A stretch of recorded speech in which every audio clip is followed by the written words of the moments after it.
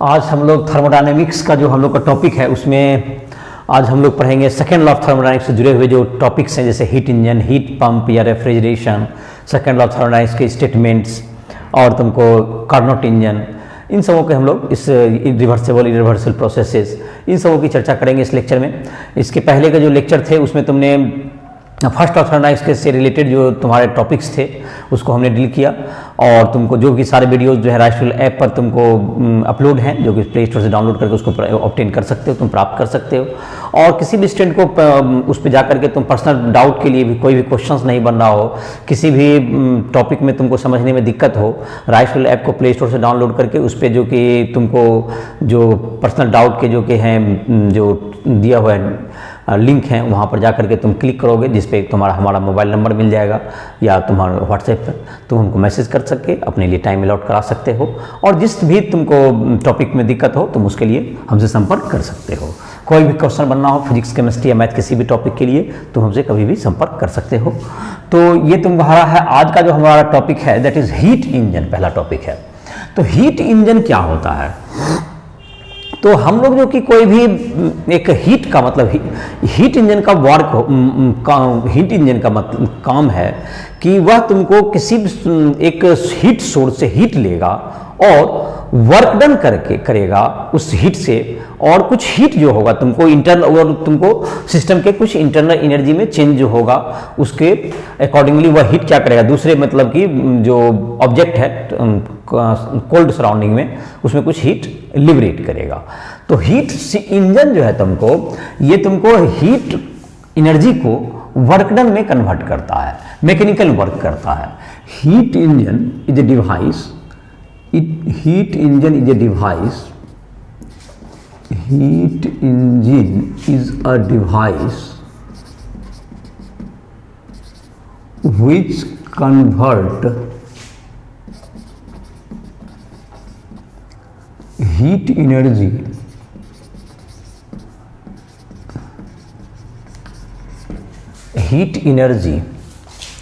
to mechanical work,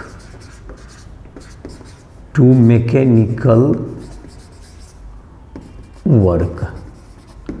तो ये mechanical work में ये कन्वर्ट कर देगा हीट एनर्जी को। तो ये कैसे करेगा?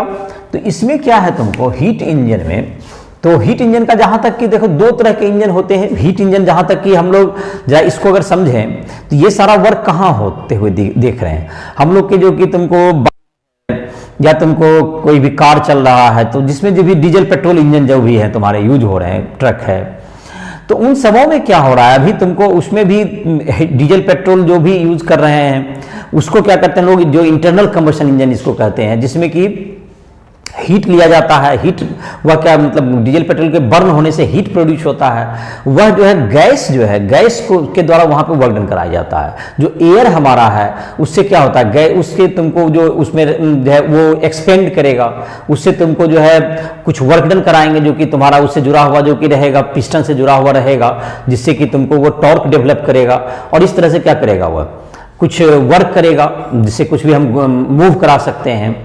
और इस प्रकार से फिर क्या होगा, वह गैस को फिर पुनः जो है अपना वह तुमको कुछ कोल्ड सराउंडिंग में तुमको अपना हीट लिबरेट करेगा और पुनः गैस को अपने इनिशियल स्टेज में पहुंचा दिया जाता है। दैट इज 4 स्ट्रोक इंजन, जिसको चार पार्ट में तुमको 4 पार्ट में वो जो साइक्लिक प्रोसेस अपना कंप्लीट करता है। तो 4 स्ट्रोक इंजन हो गया। 2 स्ट्रोक इंजन 2 पार्ट में जो करता था, तो आजकल जितने 4 स्ट्रोक इंजन ही होते हैं। तो ये सारे इंजन हो गए। जैसे कि स्टीम इंजन जो तुम्हारा था वो एक्सटर्नल कंबशन इंजन था।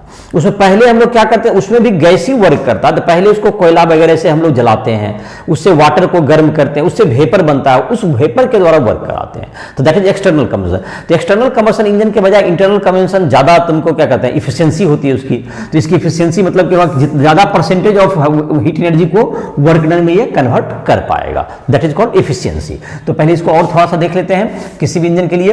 तो कोई इंजन है, जैसे कि इंजन को क्या काम क्या हुआ, तुमको अगर इसको एक डायग्राम समझना चाहें तो यहां पर है हीट एनर्जी, हीट सोर्स है, यहां पर कोई हीट सोर्स है, हाई टेम्परेचर पे होगा ये T1 टेम्परेचर, ये T1 टेम्परेचर हो गया, T1 टेम्परेचर। और यहां से क्या है, हीट सोर्स से कुछ हीट लिया जाएगा ये हीट सोर्स से कुछ हीट लेगा और यहां पर कुछ मैकेनिकल वर्क इसके द्वारा किया जाएगा, mechanical work, mechanical work is equal to W, इसको डब्लू वर्क किया जाएगा इसको। और इसमें जो तुमको मान लेते हैं ये कितना हीट लिया, ये Q1 हीट लिया हीट सोर्स से, और कुछ इस प्रक्रिया में हीट जो है तुमको ये कोल्ड सराउंड, कोल्ड जो तुम्हारा है कोल्ड बॉडी को तुमको हीट प्रोड्यूस करेगा, ये कोल्ड बॉडी जिसको हीट सिंक भी कहते हैं। टेम्परेचर इसका होगा टेम्परेचर T2 और जाहिर है कि इसको अगर इस प्रोसेस को कंप्लीटली होना है तो इसको तुमको हीट जो है तुमको कुछ गया, जैसे इसकी हीट का वैल्यू Q2 ले लो। तो अगर हीट ये टेम्परेचर हाइयर टेम्परेचर होगा T1 और लोअर टेम्परेचर होगा T2 तभी ये क्या कर पाएगा, हीट यहां से लेगा, क्योंकि कभी भी हीट जो है कोल्ड बॉडी से हीट हॉट बॉडी में जाएगा, बल्कि हॉट से कोल्ड में जाएगा।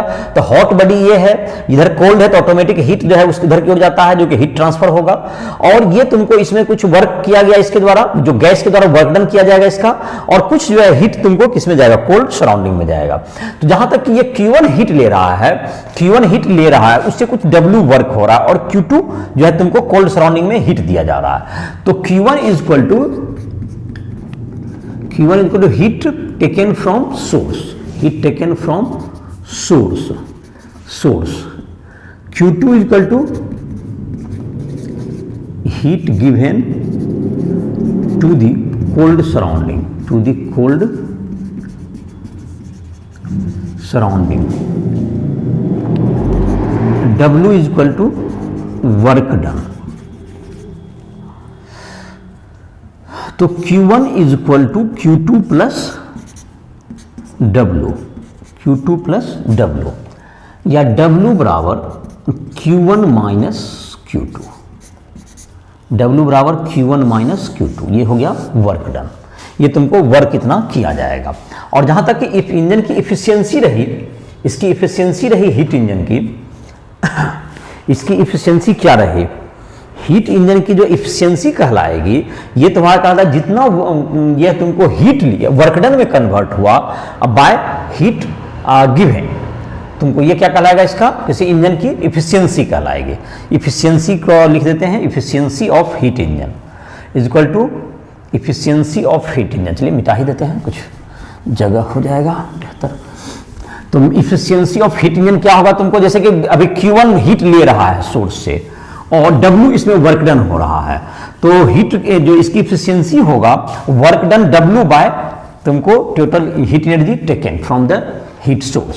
तो सोर्स जितना हीट लेंगे उतना बाय क्या कर दिया जाएगा, अगर वर्क डन कर देंगे तो ये क्या निकल जाएगा हमको, इफिशियंसी हो जाएगा इसका। तो इफिशियंसी किसी भी इंजन का जितना अधिक होगा तो वह उतना ही इफिशियंट माना जाता है, कि मतलब वह उतना ही अधिक जो है कम हीट परसेंट ऑफ वर्क का कन्वर्सन उसका अधिक होगा। तो इफिशियंसी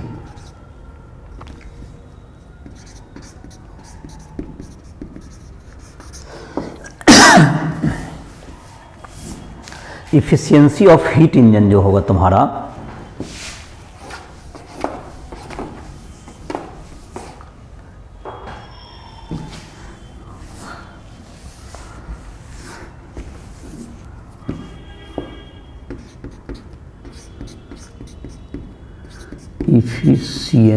इफिशियंसी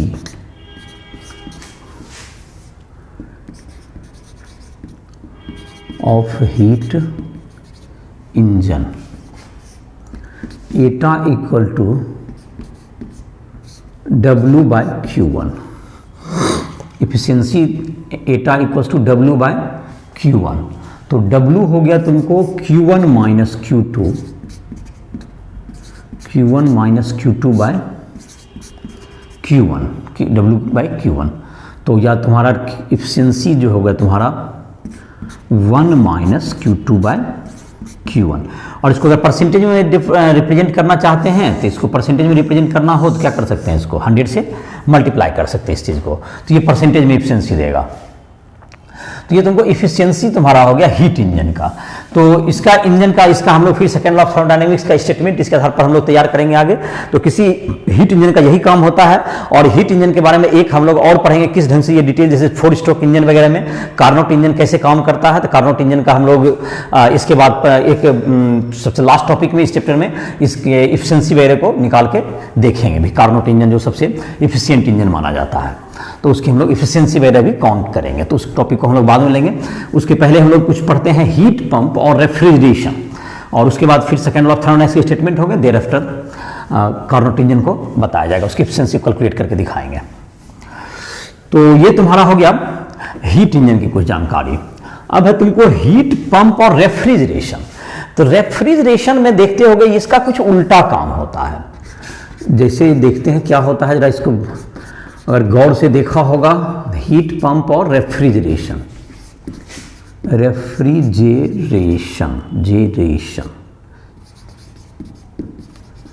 हीट पंप और रेफ्रिजरेशन। तो रेफ्रिजरेशन जो तुम्हारा है, रेफ्रिजरेशन का मतलब जो कि जैसे फ्रिज वगैरह तुम्हारे घर में है, तो उसमें क्या होता है, उसमें अंदर का टेम्परेचर, फ्रिज के अंदर का टेम्परेचर कम होता है और बाहर का टेम्परेचर हाई होता है।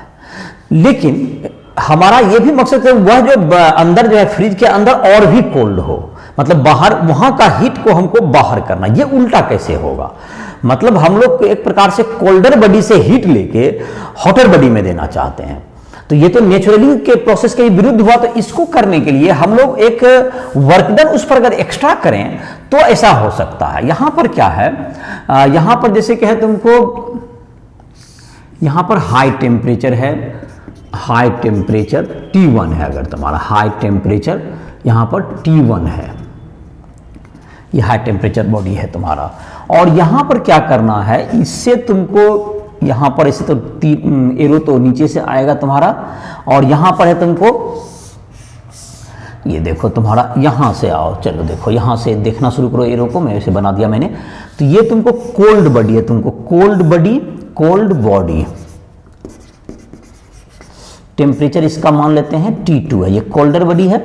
कोल्ड बॉडी से हीट को लेना है, कोल्ड बॉडी से यहां से हीट को लेना है। तो मान लेते हैं ये Q2 हीट लिया, और इससे ये क्या करना है, यहां पर ये Q2 हीट पर यहां पर कुछ वर्क डन किया जाएगा। इस पर ये कुछ गैस के द्वारा ही कराया जाएगा, जिसको देखते हैं हम लोग। तो ये क्या करते हैं, और इसको फिर से इसको रिपीट करके बताएंगे।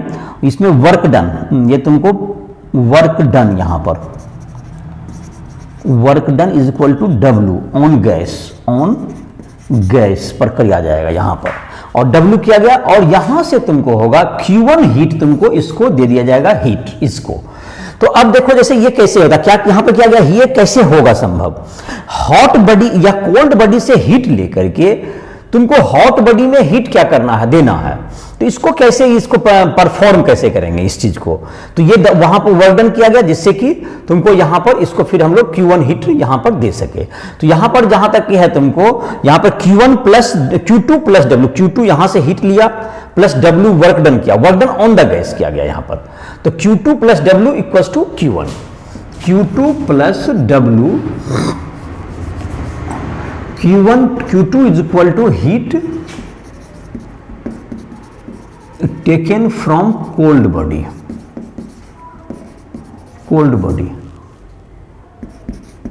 W equals to work done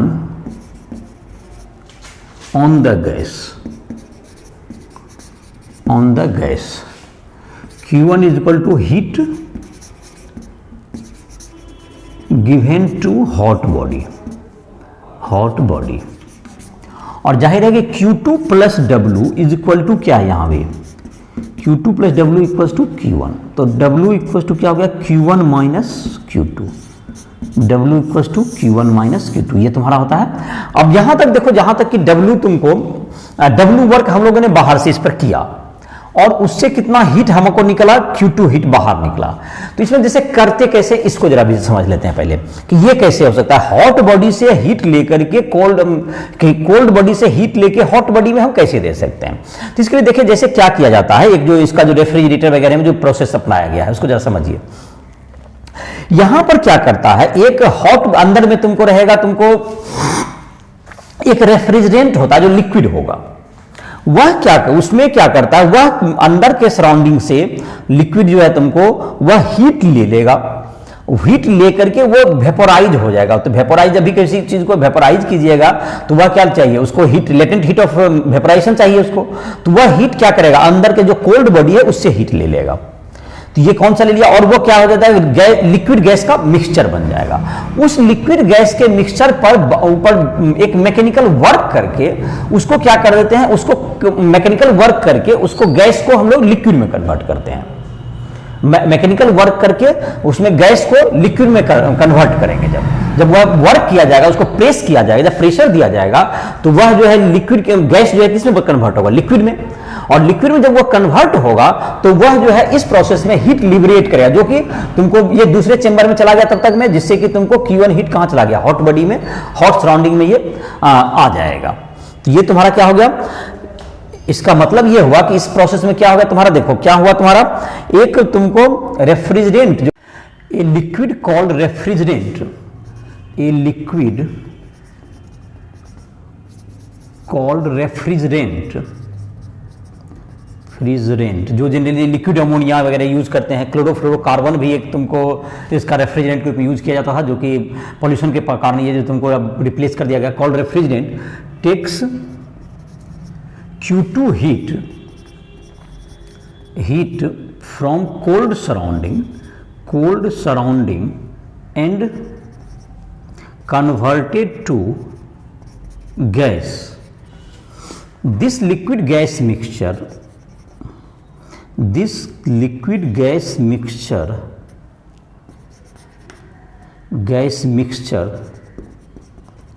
is compressed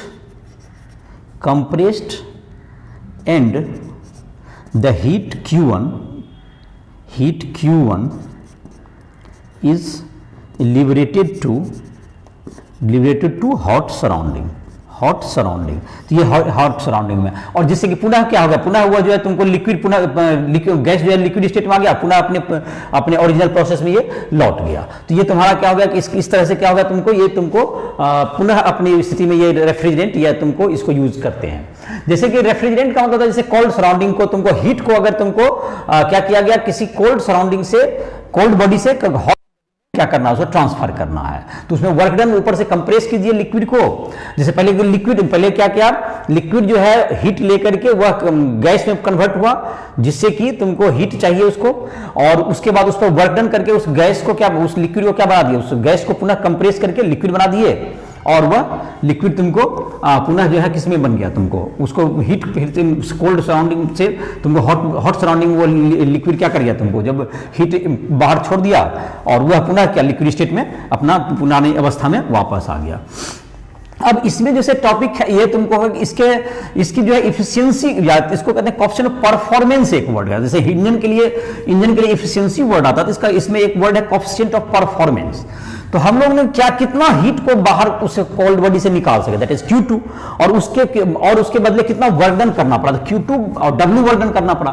तो हम लोग को W वर्क डन करने पर Q2 हीट जो है तुमको कोल्ड बॉडी से हॉट सराउंडिंग में गया। तो ये जो तुम्हारा कोएफिशिएंट ऑफ परफॉर्मेंस जो डिफाइन होता है तुमको, तो heat taken from cold body divided by work done, तो ये तुमको हो जाएगा coefficient of performance, coefficient of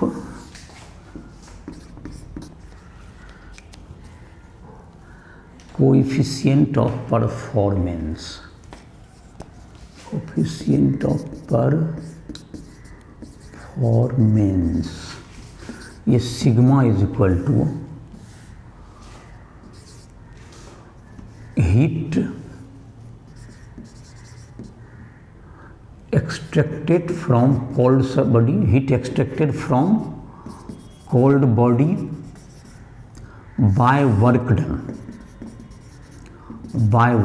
तो जैसे अभी हम लोग जो सिंबल यूज कर रहे हैं coefficient of performance, sigma is equal to Q2 by W हो गया हमारा, और W का वैल्यू हम लोगों ने कैलकुलेट किया था भाई, that is Q2 is equal to क्या होगा, Q2 by Q1 minus Q2। और इसको जो है तुमको, और Q2 जो तुम्हारा है ये तुमको Q2 इज इक्वल टू, ये तुम्हारा हो गया ये तुम्हारा कोएफिशिएंट ऑफ परफॉर्मेंस कहलाता है। तो ये कोएफिशिएंट ऑफ परफॉर्मेंस कभी भी क्या आता है, ये तुमको ये जाहिर है कि ग्रेटर देन 1 ही होगा, ये कोएफिशिएंट ऑफ परफॉर्मेंस हमेशा ग्रेटर देन 1 होगा, और जैसे कि इफिशिएंसी हमेशा लेस देन 1 होता है। ये कोएफिशिएंट ऑफ परफॉर्मेंस तुमको ग्रेटर देन 1 ही होगा, क्योंकि W जो है तुमको Q1 माइनस Q2 रहेगा, तो Q2/W तुम्हारा रहेगा। तो ये तुम्हारा हो गया हीट पंप और रेफ्रिजरेटर का प्रिंसिपल, कि लिक्विड को क्या करते हैं हम लोग गैस में कन्वर्ट करके हीट उससे बाहर लेते हैं, उसको फिर कंप्रेस करके उसको किस में कन्वर्ट करते हैं, लिक्विड में कन्वर्ट करते हैं। इस प्रक्रिया में वो हीट बाहर की ओर निकल जाता है। अब है तुमको second law of thermodynamics. Second law of thermodynamics का क्या है? सेकेंड लॉ ऑफ थर्मोडायनामिक्स जो है तुमको, इसमें तुमको यही है कुछ इसके जैसे कि तुमको कुछ ऐसे प्रोसेस हैं जो कि एनर्जी के दृष्टिकोण से लगता है कि वो फिजिबल होगा। Second law of thermodynamics, thermodynamics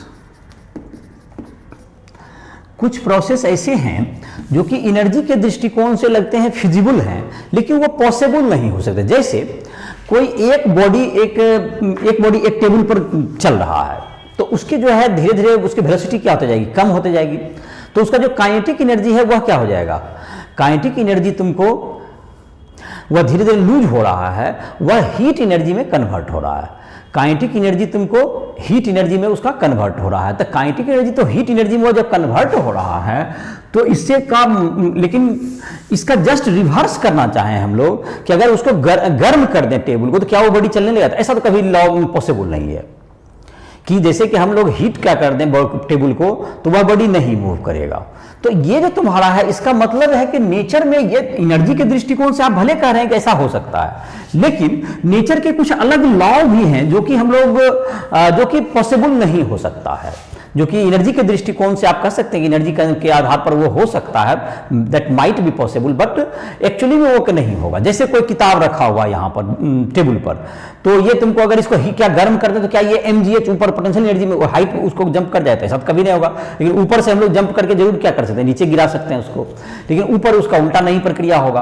तो कुछ ऐसे प्रक्रियाएं हैं जिसको कि हम लोग क्या कर सकते हैं, उसको रिवर्स नहीं कर पाएंगे।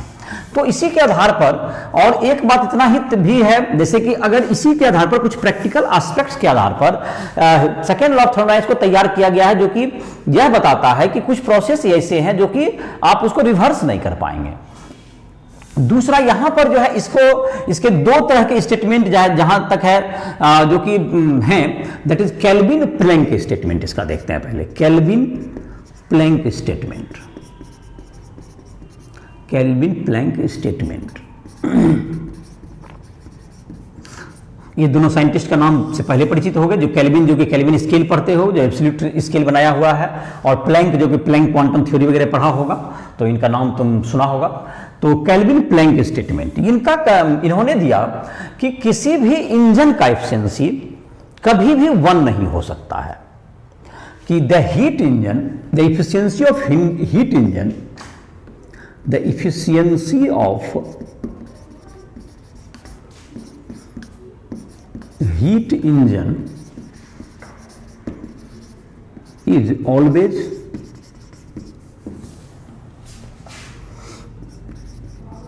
less than 1। मतलब कि ये तुमको 1 से होगा। In another word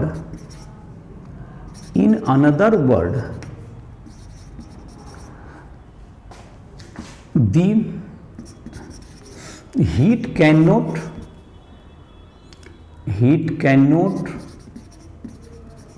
supplied if two bodies has same temperature, two bodies has same temperature।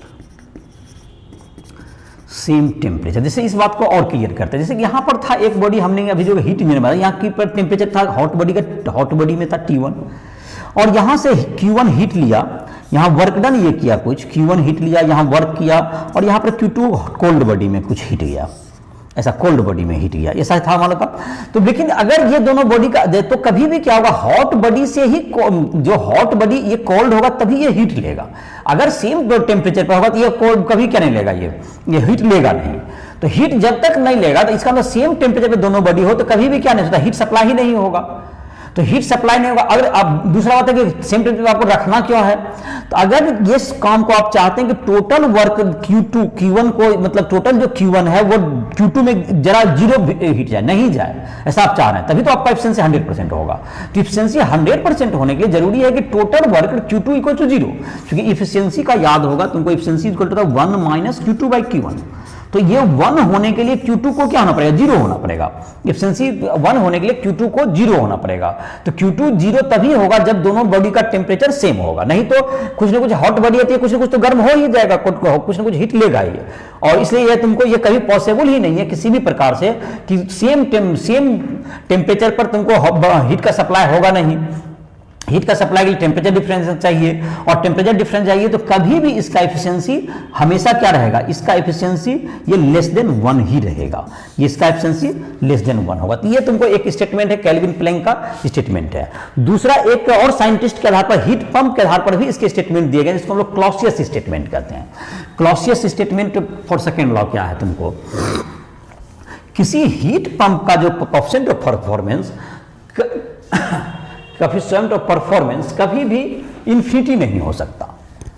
मतलब कि बिना वर्क किए अगर तुमको वर्क अगर 0 करके अगर हम हीट क्या कर सकें, कोल्ड बॉडी से हम लोग बाहर कर सकें, तो ऐसा कभी संभव नहीं है कि कोई भी ऐसा सिस्टम बन सके जो कि बिना क्या कहते हैं वर्क किए कोल्ड बॉडी से हॉट बॉडी में हीट को ट्रांसफर कर दे। तो इसको कहते हैं क्लॉसियस का स्टेटमेंट हो गया।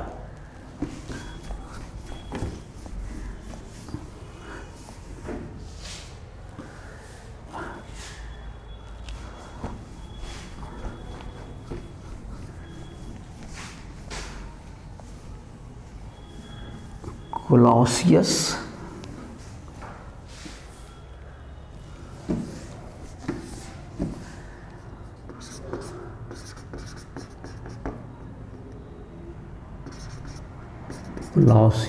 statement.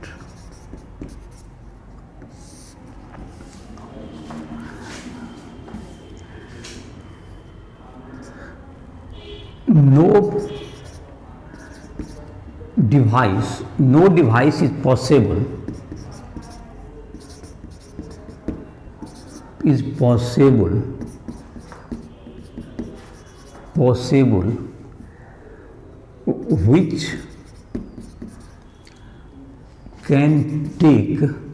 which can take heat from cold body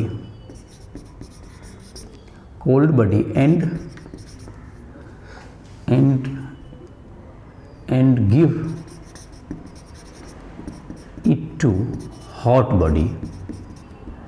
give it to hot body, without any mechanical work,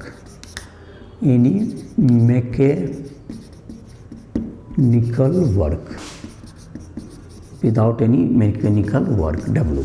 तो ऐसा तुमको कोई नहीं हो सकता बिना मैकेनिकल वर्क किए, कोई भी मतलब कि कोल्ड बॉडी से हीट को हम लोग हॉट बॉडी में नहीं दे सकते हैं। तो ये तुम्हारा हो गया। जैसे कि दूसरे शब्द में कहें, in another word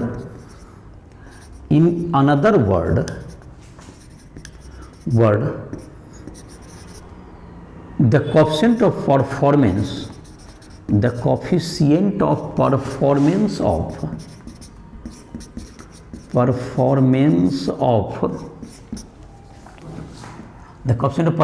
of pump or refrigerator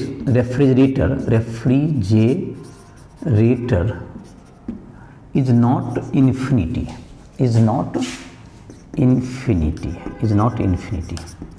तो sigma is equal to Q2 by W, that's equal to Q2 by, और W अगर 0 हो जाए, if W equals to 0, Q2 sigma is equal to infinity, ये पॉसिबल नहीं है, not possible. Not possible, ये possible नहीं है। तो ये तुमको कभी भी बिना वर्क किए क्या नहीं होगा, कभी भी हॉट बॉडी से कोल्ड बॉडी में हीट सप्लाई नहीं होगा। तो ये तुमको सेकेंड लॉ ऑफ थर्मोडायनेमिक्स के दो स्टेटमेंट है जो कि प्रचलित हैं।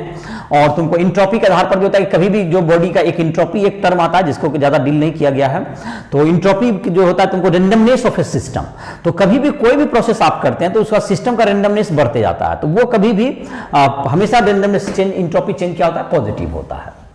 ऐसा एक तुमको है जो केमिस्ट्री में तुम पढ़ा भी होगा, केमिस्ट्री का थर्मोडायनेमिक्स में इस पर ज़्यादा चर्चा की हुई है। और तुमको अब जो हम लोग देखते हैं सेकेंड लॉ ऑफ थर्मोडायनेमिक्स के बाद है तुमको रिवर्सिबल एंड इरिवर्सिबल प्रोसेस के बारे में चर्चा करते हैं। हम लोग जो पढ़ते हैं रिवर्सिबल प्रोसेस कि अगर जैसे कि अभी बता रहे थे कि जैसे कि किसी बहुत से प्रोसेस हैं तुमको नेचर में जिसको हम लोग रिवर्स नहीं कर पाएंगे, इसको हम लोग रिवर्स नहीं कर पाएंगे। तो इसका जहां तक कि है तुमको रिवर्स नहीं कर पाएंगे, तो इसका तो जाहिर है कि बहुत जगह पर तो ये फ्रिक्शन वगैरह रहता है। और दूसरा है कि तुमको जो चेंज होता है ये जो चेंज हो रहा है तुमको इक्विलिब्रियम स्टेट में रहना चाहिए तुमको सारे सिस्टम को, तभी वह क्या हो पाएगा, क्वासी स्टैटिक स्टेट भी जैसे डिफाइन किए थे, तभी वह रिवर्सिबल हो पाता है। तो रिवर्सिबल जहां तक होना है, तो रिवर्सिबल जहां तक है, अगर एक्चुअल में गौर से देखें तो रिवर्सिबिलिटी पॉसिबल ही नहीं है। अगर जहां तक देखें वो एक आइडियल कंडीशन, जैसे कि हम लोग नॉन फ्रिक्शनलेस सरफेस का बात करते हैं, कुछ उसी तरह की बात है कि हम लोग यहां भी जो बात करेंगे रिवर्सिबल प्रोसेस हो गया, ये बिल्कुल आइडियल कंडीशन है।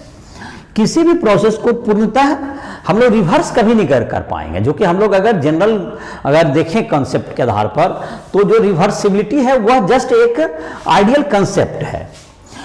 तो कोई भी प्रोसेस है, जैसे कि फॉर एग्जांपल कुछ प्रोसेस का अगर चर्चा करें, एक हम लोग क्या करते हैं, किसी बॉटम को क्या करते हैं, हिट दे रहे हैं किसी बॉडी को, उसके क्या होता है तुमको, बॉटम जब हिट कर रहे हैं हम लोग तो बॉटम ये ज्यादा हॉट हो जाएगा और इधर जब हिट जो है ऊपर जो है क्या कम जाएगा। लेकिन इसका रिवर्स करना चाहें कि किसी प्रकार से ये जो है इसका रिवर्स करके इधर से हीट, कोल्ड से हीट किधर जाने लगे, इसमें जो ये गर्म है इधर की ओर जाने लगे, तो इसको हम रिवर्स क्या नहीं कर पाएंगे, नहीं कर पाएंगे। और जाहिर है कि इसमें क्या होगा, तुमको कहीं ना कहीं हीट जो है तुमको लॉस भी होगा। और जैसे तुमको कहीं भी वर्क करते हैं तो हम लोग फ्रिक्शन आता है, डिसिपेसिव फोर्स है, और तुमको कभी भी क्वासी स्टैटिक प्रोसेस बिल्कुल संभव हमेशा एकदम इनफिनिटेसिमल चेंज करें, तो ये सब पॉसिबल नहीं हो पाता। तो रिवर्सिबल जहां तक की प्रोसेस है, तो नेचर का प्रोसेस अगर देखें तो वो हमेशा इरिवर्सिबल ही होता है। जितने भी देखेंगे तो reversible and irreversible process, reversible and irreversible process, reversible process,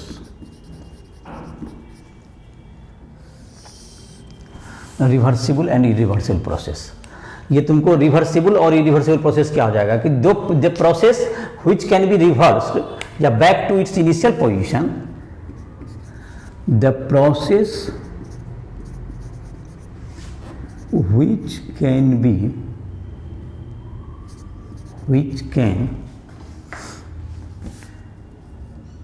reverse और reach the initial state without any change in surrounding or system, without any change in surrounding or system, change in surrounding or system is called ये क्या कहलाएगा तुमको, is called तुम्हारा हो गया reversible process, reversible process. तो ये तुमको रिवर्सिबल प्रोसेस कहलाएगा। जबकि तुमको कोई प्रोसेस को और विदाउट क्या कहते हैं, और ये तुमको it is reversibility is an ideal condition, reversibility is an ideal condition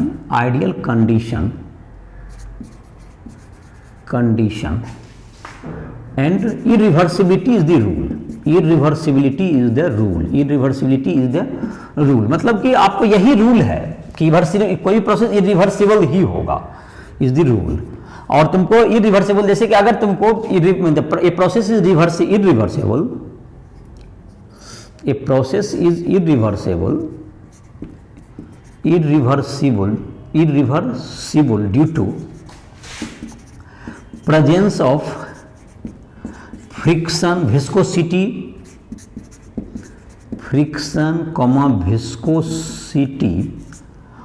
or dissipative forces in nature as well as non-equilibrium state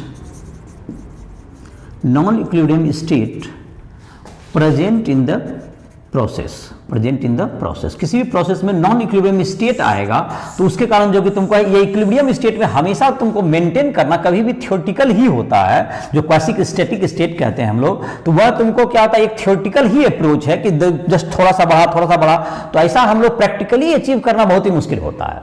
तो ये दो कारण से क्या होता है, तुमको किसी भी प्रोसेस को, तो ये तुमको नेचर में जनरली इरिवर्सिबल ही होता है अगर, और जो हम लोग रिवर्सिबल जो हम लोग प्रोसेस करते हैं, ये हमारा एक आइडियल कंसेप्ट है।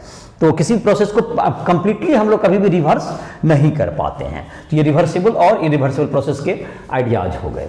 अब हम लोग देख लेते हैं इसी लेक्चर में तुमको जो है, ये हम लोग इस चैप्टर का लास्ट लेक्चर भी होगा, और तुम इसमें थ्योरी का, उसके बाद तुम क्वेश्चंस वगैरह भी बनाओगे। तुमको एस टी वर्मा के बुक में तुमको जहां तक है इसका दिया हुआ था, इसमें तुमको फर्स्ट लॉ का जो तुम्हारा 2 चैप्टर था, लॉज ऑफ थर्मोडायनेमिक्स करके, और इसमें हीट कैपेसिटी ऑफ गैसेस, तो उसमें तुम जहां भी है तुमको कुछ उसका क्वेश्चंस वगैरह बनाओगे, तुम उसमें दिक्कत हो कहीं भी तो हमसे बात कर सकते हो कभी भी, और अपना टाइम अलॉट करा सकते हो किसी भी टॉपिक को डिस्कस करने के लिए। तुम राइटफुल ऐप को प्ले स्टोर से डाउनलोड करके तुम हमसे संपर्क कर सकते हो कभी भी, और वहाँ पर हमसे बात हो सकती है, जो भी तुम्हें प्रॉब्लम हो पढ़ने में उसकी चर्चा की जा सकती है।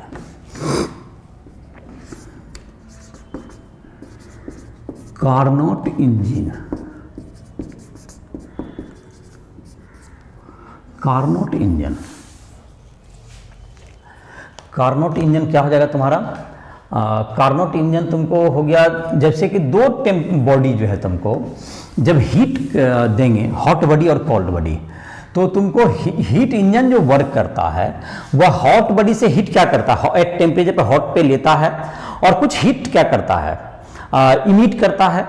और इस प्रकार से तुमको कार्नोट इंजन एक आइडियल इंजन है, जिसमें कि तुमको दो आइसोथर्मल प्रोसेस होते हैं। Carnot cycle perform on ideal gas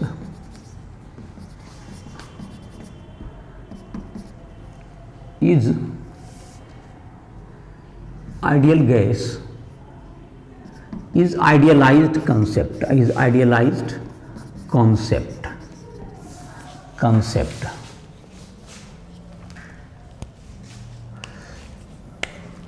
it has 4 processes, in one cycle, 4 process in one cycle, one complete cycle, मतलब 4 स्ट्रोक इंजन हो गया तुम्हारा, 1 complete cycle. 2 are isothermal and 2 are adiabatic,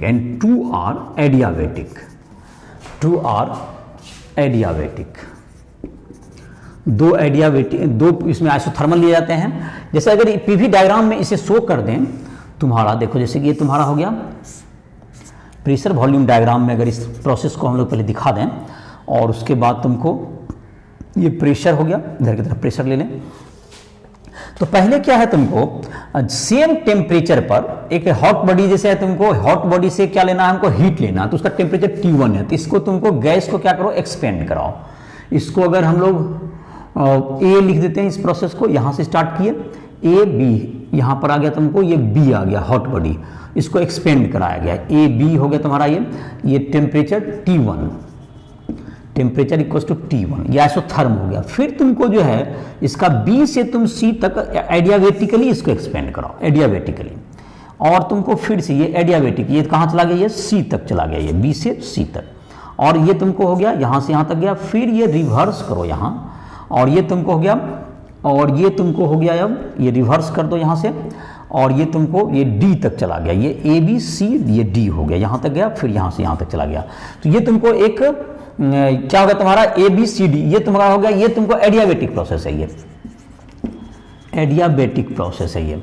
और ये तुम्हारा फिर से ये हो गया टेम्परेचर T2, ये तुमको आइसोथर्मल हो गया, temperature is equal to T2, B से C से D आया, और ये भी तुम्हारा हो गया C से D, और D से A जो तुम्हारा प्रोसेस हो गया, ये फिर एडियाबेटिक हो गया तुमको, एडियाबेटिक प्रोसेस, जिसमें हीट सप्लाई नहीं होता। एडियाबेटिक प्रोसेस में कोई हीट का सप्लाई नहीं होता। यहाँ पर क्या क्या हीट लिया गया, जो A से B जो प्रोसेस है, जिसमें कि हीट को क्या किया गया है, heat is taken from the, मैं लिख देता हूं यहीं पर, इसमें तुमको क्या किया गया, हीट जो है तुमको इन इस 4 प्रोसेस में ABCD, तुमको एक cycle ABCDA, in Carnot cycle ABCDA is, इसको मिटा ही देते हैं, चलो इसके बाद लिख देते हैं।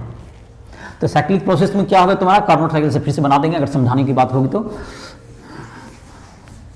इन कार्नोट इंजन, मतलब कार्नोट इंजन में 4 तुम्हारा हो गया, 4 जो तुम्हारा चक्र, 4 प्रोसेस थे इसमें, 2 इसमें आइसोथर्मल और 2 एडियाबेटिक। तो हीट जो लिया गया फर्स्ट प्रोसेस A से B में, हीट लिया गया at constant temperature T1, constant temperature T1 में हीट लिया गया।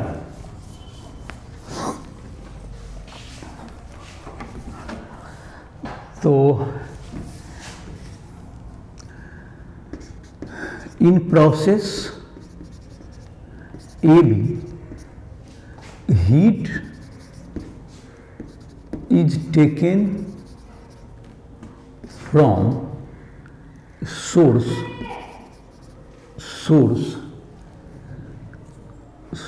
at temperature T1, एक टेम्परेचर T1 आइसोथर्मल हो गई टेम्परेचर T1 पर।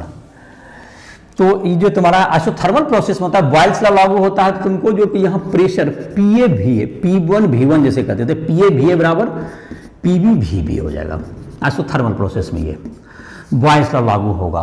तो ये तुम्हारा, ये तो एक इक्वेशन, इसकी हमको बाद में जरूरत पड़ेगी, रिलेशन डेवलप करेंगे, इसलिए मैंने इसको लिख दिया, ये भी प्रोसेस का हो गया तुम्हारा। अब दूसरा है तुमको यहाँ पर कि Q1 कितना हीट लिया, हीट जो हम लोग लिया गया यहाँ पर तुम्हारा जो कि प्रोसेस है, ये तुमको आइसोथर्मल है, टेम्परेचर तो बढ़ा नहीं, तो हीट जो होगा तुमको, heat taken Q1 heat taken Q1 equals to W जो वर्क डन के बराबर होगा, WAB, चूंकि डेल्टा U 0 होगा इसमें, चूंकि टेम्परेचर सेम रहेगा तो डेल्टा U नहीं होगा। और आइसोथर्मल प्रोसेस का याद होगा, आइसोथर्मल प्रोसेस का क्या होता है हमारा work done 2.303 nRT1 log 10 base पर क्या होगा तुम्हारा VB बाई VA, और अगर log E बेस देते हैं तो हमारा V मतलब 2.303 हट जाएगा, VB by volume, final volume by initial volume, इतना वर्क डन के बराबर ये तुम्हारा होगा हीट जो इतना ये सप्लाई किया, हीट इतना लिया गया हीट सोर्स से। तो इफिशिएंसी निकालने के लिए हमको जरूरत पड़ेगी,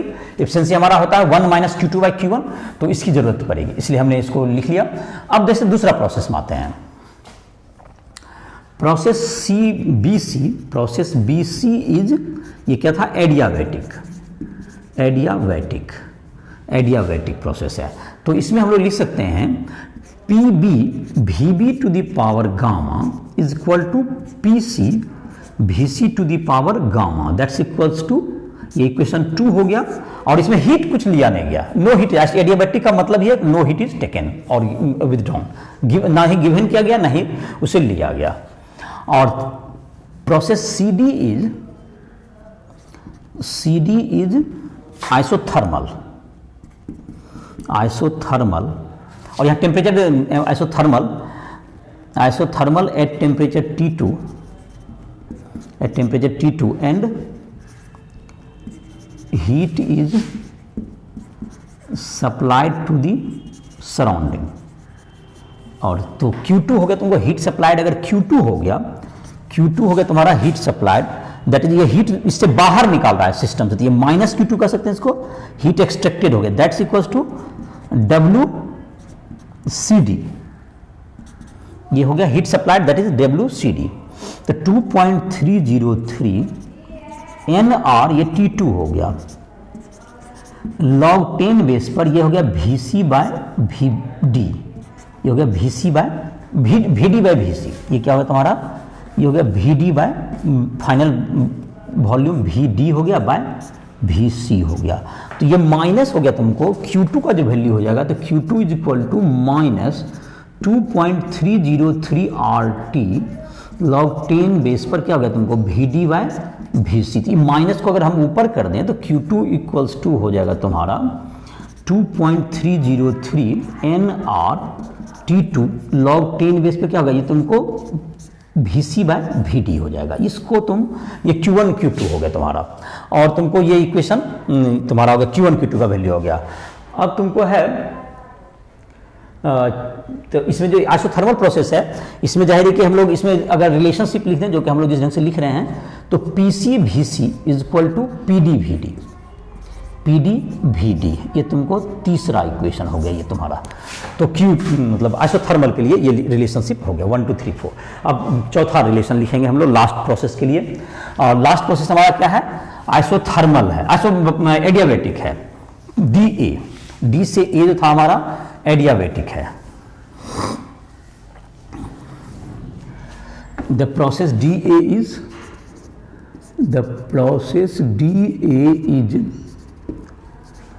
एडियाबैटिक, तो PD VD पर power gamma is equal to PA VA पर पावर गामा, ये चौथा हो गया। PD VD पर gamma is equal to PA, ये चौथा हो गया तुम्हारा।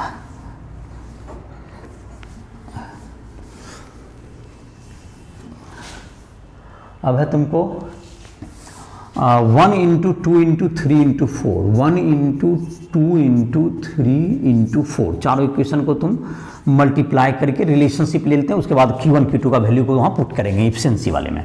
तो पहले रिलेशनशिप निकालना है, तो PA का जो लेफ्ट साइड को अगर हम लोग मल्टीप्लाई करें तो PA VA था इंटू PB VB पर पावर गामा था, PB VB पावर गामा था, इंटू PC VC था लेफ्ट साइड में, इंटू PD VD पर पावर गामा था। अब राइट साइड में तुम्हारा था PA, पहला इक्वेशन में था तुमको PB VB, दूसरा इक्वेशन में था PC VC पर पावर गामा था जो एडियाबैटिक है तुम्हारा। इसमें तीसरा में था PD VD था यहाँ पर PD VD, और चौथा में था PA VA पर पावर गामा। तो P जो प्रेशर तो तुम्हारा सब जगह कैंसिल ही हो गया तुम्हारा, प्रेशर इज तो सब जगह लेफ्ट और राइट सब में सेम ही है, तो वो कैंसिल हो गया, चारों से मल्टीप्लाई हो गए प्रेशर। तो बचा क्या हमारा वॉल्यूम जहाँ तक है, और यहाँ पर VA है तुमको, तो ये VA पर पावर इधर गामा इधर चला जाएगा, और तो इसका मतलब VB पर पावर इधर बच गया गामा -1 इंटू बच गया VD पर power gamma -1 is equal to VC to the power gamma -1 into VA to the power gamma -1। तो सब जगह पावर गामा -1 है तो सब में पावर हट जाएगा, तो हमारा आ गया VB into VD equals to VC into VA, या VB by VA equals to VC by VD। ये तुम्हारा ये प्रूव हो गया तुम्हारा VB बाय VA, ये तुमको 5 नंबर इक्वेशन कह सकते हैं आप, ये 5 हो गया तुम्हारा इक्वेशन नंबर, ये 5 आ गया तुमको। अब इसका जो है हम लोग यूज करेंगे इफिशियंसी ऑफ हीट इंजन की बात आप करते हैं। चलिए इफिशियंसी ऑफ कार्नोट इंजन, जो ये जो हीट इंजन है दैट इज कार्नोट इंजन भी इसका नाम है तुमको, आइडियलाइज इंजन है तुमको, इसकी इफिशियंसी सबसे अधिक होती है। इफिशियंसी ऑफ कार्नोट इंजन निकाल देते हैं अब। Efficiency of Carnot engine, Carnot engine का इफिशियंसी क्या होगा, ईटा इज इक्वल टू होता है Q2 हीट इसने लिबरेट किया है, और W इसमें वर्क डन जो Q1 माइनस Q2 के बराबर होगा, Q1 माइनस Q2, तो Q2 by Q1 minus Q2 efficiency of engine होता है किसी का। अब जो है तुमको Q2 कितना है हमारा, सॉरी उल्टा हो लीजिए, W बाई Q1 होता है ना, W बाई Q1, ये तो पंप का लिख दिए, चलिए मिस्टेक हो गया, एफिशिएंसी इज इक्वल टू क्या हो गया, Q1 minus Q2 by Q1। तो इसको लिख सकते हैं efficiency is equal to 1 minus Q2 by Q1, that's equals to 1 minus 2.303 nRT2 log 10 base पर क्या है तुमको, VC बाय VD बाय क्या है तुमको 2.303 nRT1 log 10 बेस पर VB by VB by VA। तो 2.303 कट गया, NR कट जाएगा तुम्हारा, और ये तुमको VB by VA is equal to क्या होगा तुमको, VB by VA equals to VC by VD।